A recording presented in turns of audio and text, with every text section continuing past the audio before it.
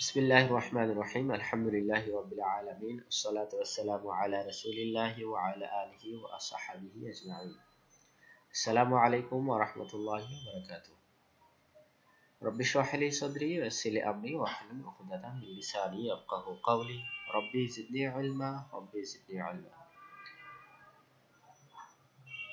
মাশাআল্লাহ আজকে আমরা শিখব ওয়াকফ আরবি শব্দ যার অর্থ হলো তেলাওয়াতে থামা বা বিরতি গ্রহণ করা স্টপিং রুলস ওকে তো এই ক্ষেত্রে আমাদের মনে রাখতে হবে যে আমরা যেখানে থামবো বা বিরতি দেবো সেখানে শেষ অক্ষরে কি চিহ্ন আছে, হ্যাঁ এটার উপরে নির্ভর করবে আমাদের এই নিয়মগুলো।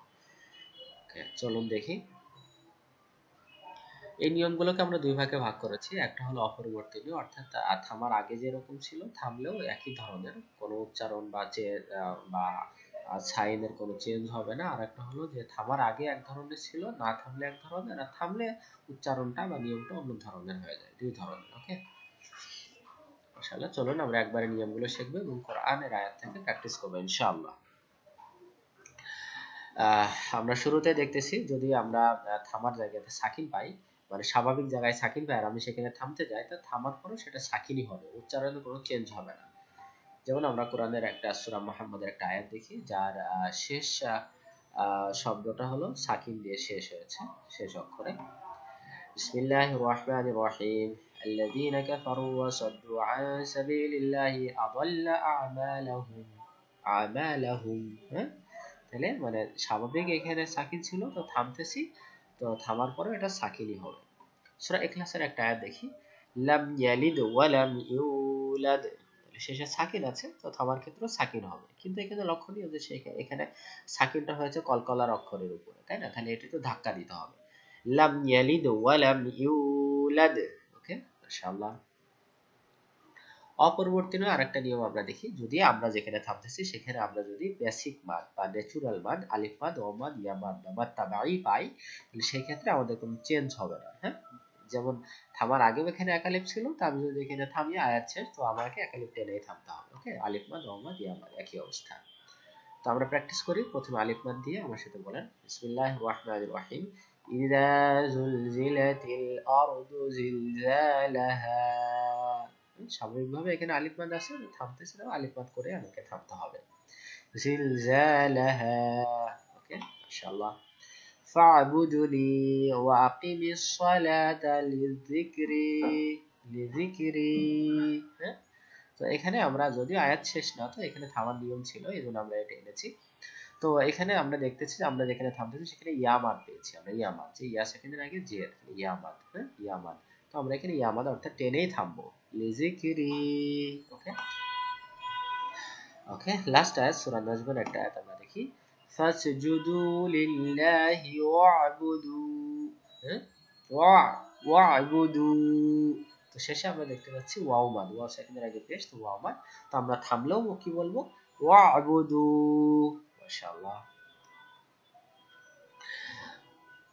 আরেকটা জায়গায় আমরা যখন পাবো যে আমরা যেখানে থামতেছি সেখানে খালা জবর পাইলাম, খালা জবর। ওকে, খালা জবর পাইলেও ওই আলিফ মাদের মতোই সেম থাকবে। ওকে, কোনো চেঞ্জ হবে না। যেমন তহা, সূরা তহার শুরুর আয়াতটা তহা, তো আমরা এই যে শেষ অক্ষরে খালা জবর পাইলাম, তো থামার ক্ষেত্রেও আমাদের কোনো চেঞ্জ হবে না। বলতে হবে কি তহা, তহা, এখানেও খালা জবর, এখানেও খালা জবর, চেঞ্জ নাই।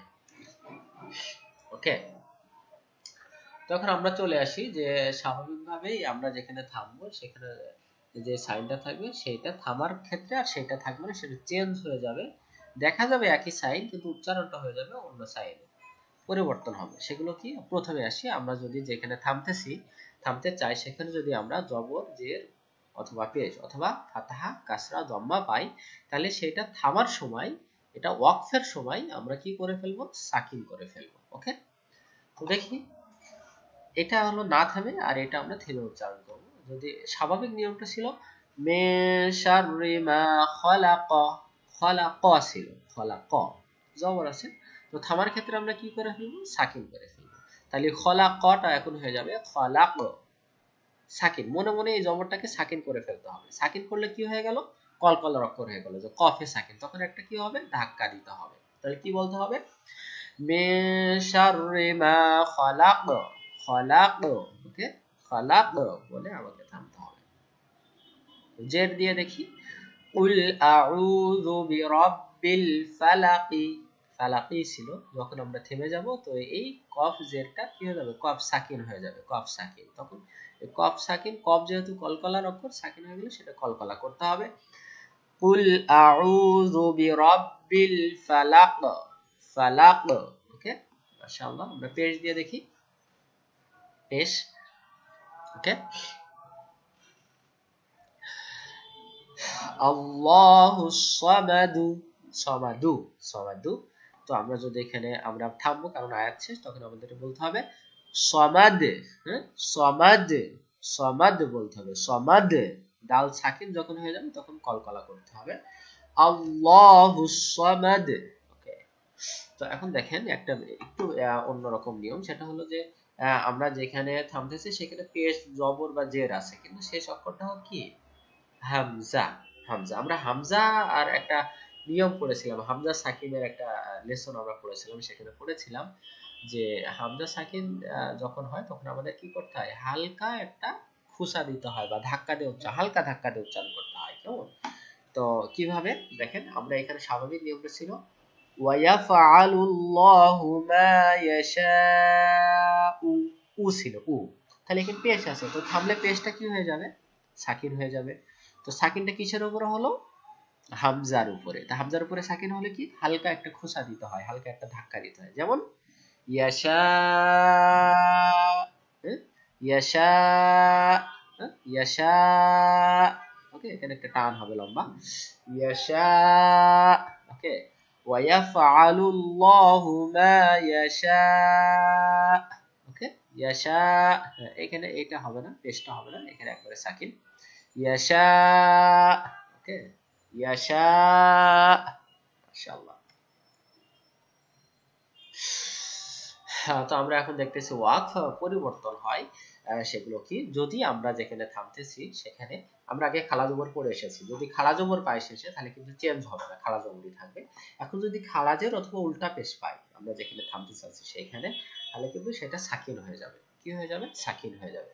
খালা জবর পাইলে টান দিয়েই খালা জবর দিয়ে শেষ করতে হয়, কিন্তু খালা জের আর উল্টা পেশ যদি পাই আমরা, সেক্ষেত্রে কি হবে, আমাদের সাকিন করে পড়তে হবে। যেমন খারাজের পাচ্ছি থামার ক্ষেত্রে কি, যেমন আমরা একটা শব্দ দেখি রব্বিহি, স্বাভাবিক নিয়ম, যখন আমরা এই রব্বিহিতে থামবো তখন আমাদের হবে বলতে হবে রব্বিহ, কি বলতে হবে, রব্বিহ, মাশাআল্লাহ। উল্টা পেশ দিয়ে দেখি রব্বুহু, স্বাভাবিক নিয়ম, যদি আমরা এই হুতে থামি তখন আমাদের হয়ে যাবে রব্বুহ, রব্বুহ, মাশাআল্লাহ।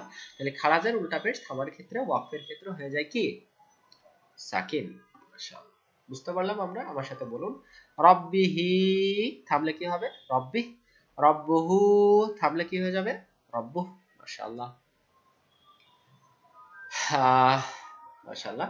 এখন আমরা দেখি যে দুই জের এবং দুই পেশ, দুই জবর হলে কি হয় এটা আমরা দেখব, তাড়াতাড়ি দেখব ইনশাআল্লাহ।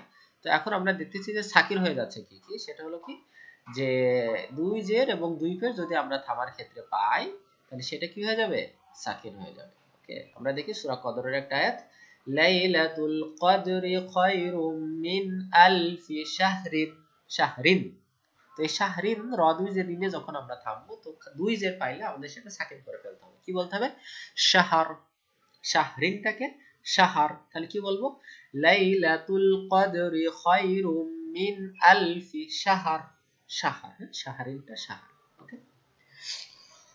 দুই পেজ আমরা দেখি, কুল হুয়াল্লাহু আহাদুন, আহাদুন, আহাদুন থামলে কি হয়ে যাবে, সাকিন। তাহলে সাকিনটা কিসের উপরে হচ্ছে, দালের উপরে, তাহলে কি হয়ে যাবে, কলকলা। কুল হুয়াল্লাহু আহাদ, ওকে, আহাদ এমন হয়ে যাবে, আহাদ, ইনশাআল্লাহ। তো দেখি যে এই দুই পেশ সাকিন হয়ে যাবে, কিন্তু সেই দুই পেশটা হলো হামজার উপরে, কি হবে, হুয়ালিল্লাযীনা আমানু হুদাও ওয়া শিফাউন, ওয়া শিফাউন আছে উন, তাহলে দুই পেশটা সাকিন হয়ে যাচ্ছে, সাকিনটা হচ্ছে হামজার উপরে, তাহলে কি হবে, হালকা একটু ধাক্কা হবে, ওয়া শিফা, ওয়া শিফা, বুঝতে পারছি। শিফাউনটা কি হয়ে গেল শিফা মাশাআল্লাহ ওকে তো আমরা এখন দেখতেছি যে কি কি কারণে থামার পরে সাকিন সাকিন হয়ে যায় ওকে তো আমরা দেখতে পাচ্ছি গোলতার উপরে এটা গোলতা বা তায়ে মারবুত আমরা বলি গোলতা দুই জবর দুই জের দুই পেশ গোলতার উপরে এক জবর গোলতার নিচে এক জের অর্থাৎ গোলতার উপরে যে সাকিনই থাকুক না কেন আর সেখানে যদি আমরা থামি এই যে গোলতা হ্যাঁ গোলতা এই যে মুসলিমাতান মুসলিমাতু ইত্যাদি যে যে সাইনই থাকুক গোলতার উপরে তো এখানে যদি আমরা অক্ষ করি থামি তো সেটা অবশ্যই হা সাকিন হয়ে যাবে কি হয়ে যাবে সর্ব অবস্থায় গোলতার উপরে অক্ষ করলে সেটা অক্ষের সময় হা সাকিন হয়ে যাবে হা দেখি আমরা সূরা কারিয়া শুরু আয়াত আল কারিয়াতু আল কারিয়াতু তো আমরা যদি এখানে থাকি হয়ে যাবে আল কারিয়াহ কি হয়ে যাবে আল কারিয়াহ আল কারিয়াহ মাল কারিয়াহ ওয়া মা আদরাকা মাল কারিয়াহ বুঝতে পারলাম এখন দেখি দুই জবর দুই জের দুই পেশে এই টাইপের যদি হয় যেমন আমরা সূরা বাকারার একটা আয়াত এনেছি ربنا واجعلنا مسلمين لك ومن ذريتنا أمة مسلمة তো আমরা যদি এখানে থামি কি হয়ে যাবে মুসলিমা কি হয়ে যাবে মুসলিমা মাশাআল্লাহ মনে করেন আমরা যে মুসলিমা বললাম তো এখানে আসলে আরো আয়াত শব্দ আছে মিলিয়ে পড়বো তখন আমাকে মনে রাখতে হবে যে আমরা যেখানে থামলাম স্বাভাবিক যদি আয়াত শেষ না হয় বা থামার নির্দিষ্ট জায়গা না হয় তাহলে আমাকে এক শব্দ বা দুই শব্দ আগে থেকে ধরে পড়তে হবে যেমন আমি থেমে গেলাম উম্মাতান উম্মাতান মুসলিমা তাহলে আমাকে আবার এখান থেকে ধরে পড়তে হবে উম্মাতাম মুসলিমাতা ইত্যাদি ইত্যাদি করে আছে হ্যাঁ তাহলে আমরা যখন গোল তার উপরে অক্ষ করব থামবো তখন আমাদের সেটা হয়ে যাবে হা সাকিন এখন আসেন যে যখন আমরা তাসদীদ এমন অক্ষরের উপরে থাকবো যেটার উপরে তাসদীদ আছে তাসদীদ যেমন আমরা এখানে দেখতে পাচ্ছি আল মুস্তাকাররু মুস্তাকাররু মুস্তাকাররু তো এখানে তাসদীদ আছে না আমরা যেখানে থামতে চাচ্ছি সেখানে তাসদীদ আছে দেখেন যদি তাসদীদের উপরে জবর হয় জের হয় বা পেশ হয় যাই হোক না কেন সেই ক্ষেত্রে এই যে জবর জের পেশ এই তিনটা সাইন থাকবে শুধু তাসদীদটা আদায় করতে হবে শুধু তাসদীদটা আদায় করতে হবে আর সাইন জবর জের পেশটা থাকবে না তাহলে কি হবে আল মুস্তাকাররুটা হয়ে যাবে আল মুস্তাকার কি হয়ে যাবে আল মুস্তাকার মাশাআল্লাহ এখন আসেন যে আমরা যেখানে থামতেছি সেখানে তাসদীদ ঠিক আছে তাহলে তাসদীদ পাইলে আমরা জবর জের পেশটা রাখবো না কিন্তু দেখলাম যে তাসদীদ এর অক্ষরটা হলো আসলে কলকলার অক্ষর কফ তা বা জিম দাল তাহলে সেই ক্ষেত্রে কি করতে হবে একটু ভিন্ন নিয়ম আমরা জানি তো কফ তা বা জিম দালে শুধু সাকিন হলে কলকলা হয় কিন্তু থামার ক্ষেত্রে যদি এই অক্ষরগুলোর উপরে তাসদীদ হয় আর জবর জের পেশ থাকে তাহলে জবর জের পেশটা উঠে যাচ্ছে থাকতেছে না অক্ষরের জন্য আর কফ তা বা জিম দালের উপরে তাসদীদ থাকছে যদি এই অবস্থা ঘটে থামার ক্ষেত্রে তাহলে এখানে শুধু কলকলা না শক্ত কলকলা করতে হবে যেমন আমরা দেখি তাব্বাত ইয়াদা আবি লাহাবি ওয়া তাব্বা স্বাভাবিক নিয়ম ছিল ওয়া তাব্বা আমরা যদি এখানে থামি তাহলে বলতে হবে ওয়া তাব ওয়া তাব ওয়া তাব্বা এই জবরটা না বলে এই বার উপরে শক্ত কলকলা করতে হবে তদ্রূপ কফ ত বা জিম দাল সবগুলোর উপরেই এরকম করতে হবে تبت يدا أبي لهب وتب মাশাআল্লাহ এখন আসেন যে আমরা এই তাসদীদটা পেলাম ওয়াজিব গুন্নার উপরে হ্যাঁ নুন এবং মিমে যদি আমরা তাসদীদ পাই তাহলে আমাদের কি করা লাগে ওয়াজিব গুন্না ওকে ডান ওয়াজিব গুন্না আদায় করব কিন্তু আছে জবর জের পেশ তাহলে জবর জের পেশটা থাকবে না শুধু আমরা তাসদীদটা উচ্চারণ করব অর্থাৎ ওয়াজিব গুন্নাটা উচ্চারণ করব কিভাবে আমরা দুটো শব্দ এনেছি কোরআনের আয়াতে আমরা একটু দেখি আল গাম্মি এই যে গম ধরলাম ওয়াজিব গুন্না সাথে মি বললাম তো আমরা যখন এখানে থামবো তখন আমাদেরকে ওই গম বলতে হবে আর মিটা বলা যাবে না ওকে জবর যে পেশটা ফেলাই দিতে হবে আল গাম থামার আগে কি ছিল আল গাম্মি থামার সময় আল গাম মাশাআল্লাহ থামার আগে জান্নুন এই যে নুন নুন দুই পেশ তাই না তাহলে আমরা থামার সময় এই যে ওয়াজিব গুন্না আদায় করব দুই পেশটা ফেলাই দিব জান ওকে জান থামার সময় জান। মাশাআল্লাহ, আশা করি বুঝতে পেরেছেন। এখন আসেন যে আমরা যেখানে থামতেছি সেখানে দুই জবর আছে। এখন আমরা দেখছি পরিবর্তন হবে এবং শেষে টানও দিতে হবে, এরকম কিছু জায়গা। ওকে, তো আমরা থামার জায়গায় যদি দুই জবর পাই, তো দুই জবর পাওয়ার ক্ষেত্রে আমাদেরকে এক জবর ফেলে দিতে হবে। সহজ কথা, এক জবর ফেলে দিতে হবে। সেক্ষেত্রে কি হয়ে যাবে, সেটা মাদ হয়ে যাবে। মাদ যেমন আলিফ মাদ বা খালা জবরের মতো উচ্চারণটা হবে। অর্থাৎ দুই জবরে যদি আমরা থামি, সেক্ষেত্রে দুই জবরের উচ্চারণটা যেমন জান বান হয়, তো সেক্ষেত্রে যা বলতে হবে। দেখি আমরা وَرَأَيْتَ النَّاسَ يَدْخُلُونَ فِي دِينِ اللَّهِ أَفْوَاجًا। জান ছিল, জান। তো এই জান এখানে যদি এখানে থামি, তাহলে আমাদেরকে আলিফ মাদ বা খালা জবরের উচ্চারণ করতে হবে। যেমন এই যে আপনি যদি একটা জবর, দুই জবরের একটা জবর ফালায় দেন, স্বাভাবিকভাবে দেখেন কি হয়ে গেছে, একটা মাদ হয়ে গেছে। মানে এটাও আপনি চিন্তা করতে পারেন। তাহলে আমাদের শেষে কিভাবে থামতে হবে, আফওয়াজা। ওকে, আফওয়াজান ছিল থামার ক্ষেত্রে আফওয়াজা। আরেকবার বলি, وَرَأَيْتَ النَّاسَ يَدْخُلُونَ فِي دِينِ اللَّهِ أَفْوَاجًا। ওকে, আফওয়াজা।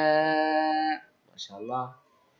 ওকে, তো এই আয়াতটা শেষে আমরা দেখতেছি যেখানে থামতে আছে সেখানে কিন্তু তাসদিদ আছে এবং উপরে কি আছে, দুই জবর আছে, তাই না?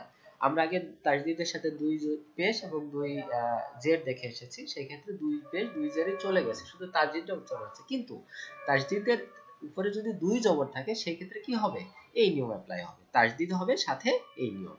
দুই জবরের জন্য, তাসদিদের জন্য তো তাসদিদ থাকবেই, আর এই দুই জবরের জন্য আমাদেরকে খাড়া জবর বা আলিফ মাদের উচ্চারণটা শেষে করতে হবে। যেমন আমরা দেখি ওয়াআজালুম মুসাম্মান। হ্যাঁ, দেখি আমরা শেষ শব্দটা ভালো করে, মুসাম্মান। কি ঘটতেছে, মুসাম মিমে তাসদিদ ওয়াজিব গুণা, মুসাম শেষে কি ছিল, মান। তো আমরা এখন যেটা করব সেটা হলো যে এই যে মুসাম ওয়াজিব গুণা আদায় করব, আর এই দুই জবর জন্য আমরা কি দেব, একটা খাড়া জবর মনে মনে দিয়ে আমাদের উচ্চারণ করতে হবে। তাহলে কি বলতে হবে, মুসাম্মানটাকে বলতে হবে মুসাম্মা। ওকে, মুসাম্মা। তাহলে আমরা আবার এখান থেকে বলি ওয়া আজালুম মুসাম্মা, ওয়া আজালুম মুসাম্মা। মাশাআল্লাহ, বুঝতে পেরেছেন নিশ্চয়ই আমরা। ওকে, তো হামজার ক্ষেত্রে একটু ভিন্ন। যদি এই দুই জবরটা যদি হামজার উপরে থাকে, হ্যাঁ, কিন্তু হামজার সাথে কখনো কি হয় না, হামজা দুই জবরের সাথে স্বাভাবিকভাবে কি হয় না, আলিফটা থাকে না। স্বাভাবিক যে কোনো, যখনই আমরা দুই জবর পাবো কোনো অক্ষরের সাথে, সেখানে একটা আলিফ পাবো। তো আমরা যদি এক জবর ফেলায় দিই, তাহলে অটোমেটিক এটা আলিফ পাওয়া হয়। কিন্তু হামজার ক্ষেত্রে ব্যতিক্রম। যখন মা আন আমরা দেখতেছি যে শেষে, বা আমরা যেখানে থামতে চাচ্ছি মা আন, দুই জবর আছে, হামজার সাথে কিন্তু আলিফটা নাই।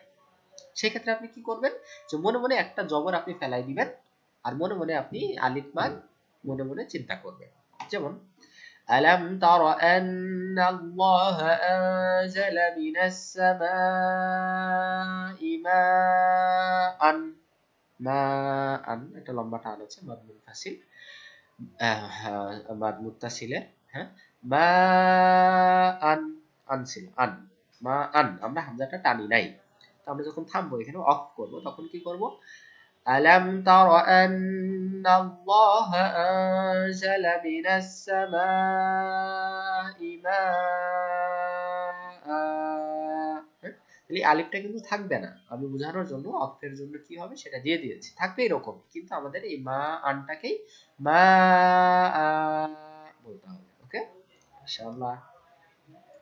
এখন আসেন যে আমরা যেখানে থামতেছি সেখানে কি আছে, আলিফ মাদ, ওয়াও মাদ, ইয়া মাদ। আমরা আগে দেখেছি এটা হলে কি হয়, চেঞ্জ হয় না, আলিফ মাদ, ওয়াও মাদ, ইয়া মাদই থাকে, আমরা আগে দেখলাম। কিন্তু আমরা থামবো, আলিফ মাদ, ওয়াও মাদ, ইয়া মাদ তো আছে, কিন্তু তার পরের অক্ষরে থামতেছি। অর্থাৎ আলিফ মাদের পরের অক্ষরে থামতেছি, ইয়া মাদের পরের অক্ষরে থামতেছি, বা ওয়াও মাদের পরের অক্ষরে থামতেছি। সেই ক্ষেত্রে কি হবে, সেই ক্ষেত্রে খেয়াল রাখবেন যে এই যে পরের অক্ষরে যে সাইনটা আছে, সেই সাইনে যে চেঞ্জগুলো আমরা দেখলাম, সেই চেঞ্জটা হবে, মাস্ট বি। অর্থাৎ জবর জের পেশ সাকিন হয়ে যাবে, দুই জের দুই পেশ সাকিন হয়ে যাবে, ইত্যাদি, সেগুলো হবে। কিন্তু মজার বিষয় হলো এখানে ছিল এক আলিফ মাদ, আলিফ মাদ ওয়া মাদ ইয়া মাদ, কিন্তু আলিফ মাদ ওয়া মাদ ইয়া মাদের পরের অক্ষরে যেহেতু থামতেছি, তখন এই এক আলিফ যে মাদটা আলিফ মাদ ওয়া মাদ ইয়া মাদটা এখন আমরা 3 থেকে 5 আলিফ টানতে পারবো বা 2 থেকে 4 আলিফ, আপনি মানে লম্বা টান দিতে পারবেন। এই যে টানটা ছিল না, কিন্তু আলিফ মাদ ওয়া মাদ ইয়া মাদের পরের অক্ষরে থামার কারণে আপনি টানটা দিলেন, এটা তাজবিদে বলা হয় মাদ আরজি। আরজি আরবি অর্থ হলো ইচ্ছাধীন, অর্থাৎ এই টানটা আপনি এক আলিফ, এই যে বেসিক যে এক আলিফ এখানে ছিল, এখান থেকে ধরে আপনি 4 আলিফ পর্যন্ত টান দিতে পারেন। ওকে, বুঝাইতে পারছি? কিন্তু এই ক্ষেত্রে এই চিহ্নটা থাকে না, এই চিহ্নটা থাকে না, কিন্তু আমি টান বোঝানোর জন্য এটা দিয়েছি। তো এটা হলো 2 থেকে 4 আলিফ, বা আপনি ইচ্ছা মতো টানতে পারবেন, এটাকে মাদ আরজি বলা হয়। আমরা দেখি উদাহরণ, যেমন সূরা রহমানের ফাবিআইয়া আলাই রাব্বিকুমা তুকাজ্জিবানি, তুকাজ্জিবানি কি ছিল? ফাবিআইয়ি আলাই রাব্বিকুমা তুকাজ্জিবানি, এই যে বা আলিফ মাদ এরপর অক্ষর আমরা থেমে যাচ্ছি, কারণ এখানে আমার আয়াত শেষ। তাহলে থেমে যাচ্ছে নুনে, তাহলে নুনের যে চেঞ্জটা হওয়ার দরকার, কি চেঞ্জ হওয়ার কথা ছিল? এখানে জের আছে, জবর জের পেশ কি হয়ে যাবে? সাকিন। ওকে, সাকিন। ওকে, চেঞ্জ ঠিক আছে, কিন্তু এখানে টানটা ছিল কয় আলিফ? বানি, এই যে বানি এক আলিফ টান ছিল, তো আমরা এখন এই বাটাকে এখন লম্বা টান দিব ইচ্ছা মতো, যাতে সুন্দর শোনা যায়, যেটুকু টান দিলে আমার সুন্দর শোনা যায় আমি সেটুকু টান দিব। তাহলে ছিল তুকাজ্জিবানি, এখন বলবো তুকাজ্জিবান, فبأي آلاء ربكما تكذبان। বুঝাইতে পারছি? যেমন বিসমিল্লাহ শেষে আমরা কি পাই? আর বিসমিল্লাহির রহমানির রহিমি, রহি কয়টা? এক আলিফ, রহিমি, খালি ইয়া আমাদের পরের অক্ষরে থামতেছি, তাহলে শেষ অক্ষরে কি আছে? সাইনটা জের, তাহলে জেরটা কি হয়ে যাবে? মনে মনে সাকিন। কিন্তু এই যে হি এক আলিফ টান ছিল, এটা এখন আমরা কয় আলিফ টানবো? লম্বা টান দিব। হ্যাঁ, 2 থেকে 4 5 আলিফ, যা আমার মনে চায় বা যেটা সুন্দর লাগে। তাহলে কি বলবো?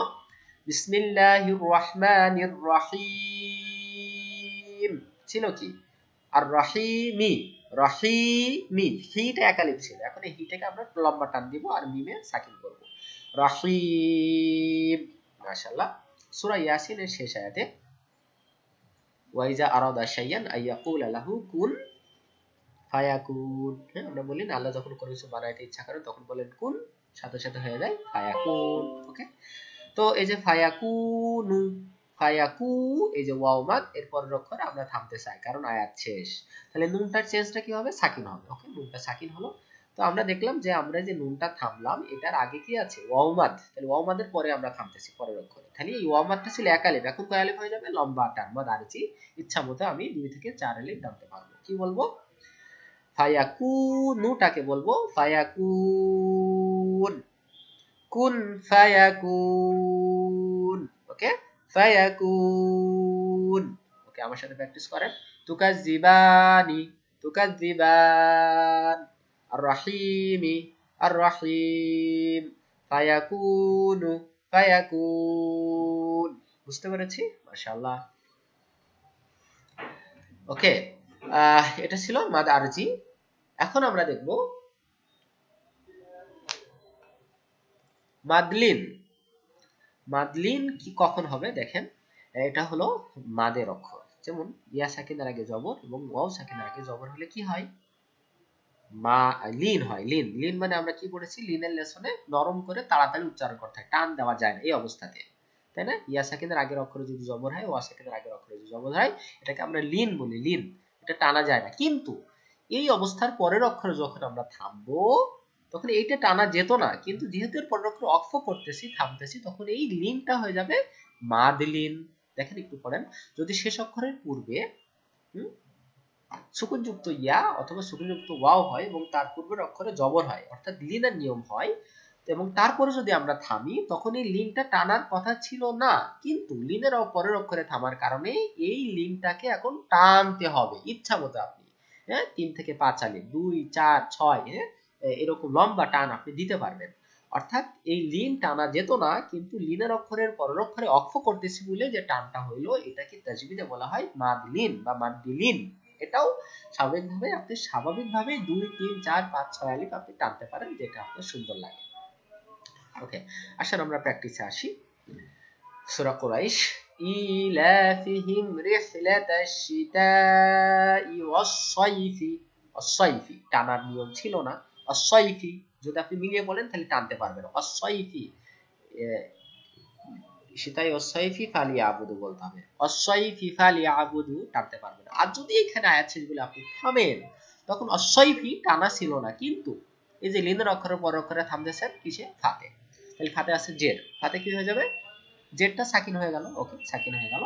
এখন আপনি এখানে সাইফি বলেছিলেন, এখন সাইফ, এই সাইফটাকে এই লিনটাকে এখন টানতে হবে কারণ এটা মাদ লিন হয়ে গেছে, অসাইফ। ওকে, আবার বলেন আমার সাথে, ইলাফিহিম রিহলাতাশ শিতাই ওয়াস-সাইফি, না থেমে।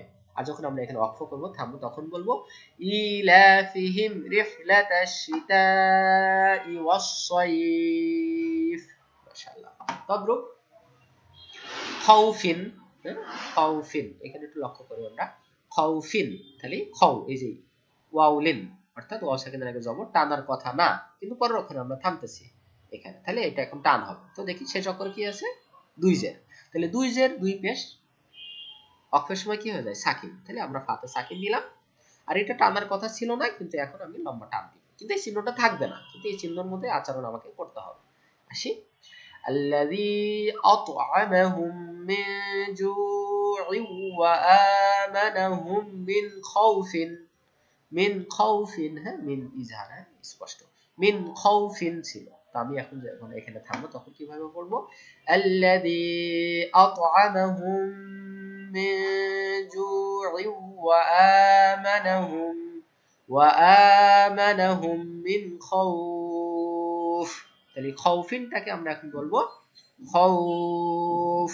ওকে, এটাকে কি বলা হয়, মাদলিন বা মাদলিন, হ্যাঁ, আর শুধু এটাকে বলা হয় মাদ, এটা হলো ইয়া মাদ, এটা হলো ওয়া মাদ, তাহলে মাদ টানা যায় না, কিন্তু যখন মাদলিন হয়ে যায় অর্থাৎ মাদের অক্ষরে পর অক্ষরে থামবো তখন সেটা টান হবে, সেটাকে বলা হবে মাদলিন। ওকে, তো বেশি বেশি প্র্যাকটিস করতে থাকুন।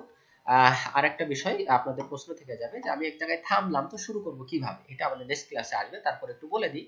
যেমন এখানে একটা থামার চিহ্ন আছে, মনে করেন আল্লাযী আত'আমাহুম মিন জু', তাহলে এই যে আমরা এখানে থামলাম, তো দুই জের ছিল, তো দুই জের সাকিন হয়ে গেল, এবং এর আগে আমরা জিম ওয়াও পেশ ওয়াও মাদ পেলাম, অর্থাৎ ওয়াও মাদের পরের অক্ষরে থামলে সেটা কি হয়ে যায়, মাদ আরজি, অর্থাৎ লম্বা টান দিতে পারি, জু, থামলাম, থেমে গেছে, আমার দম শেষ।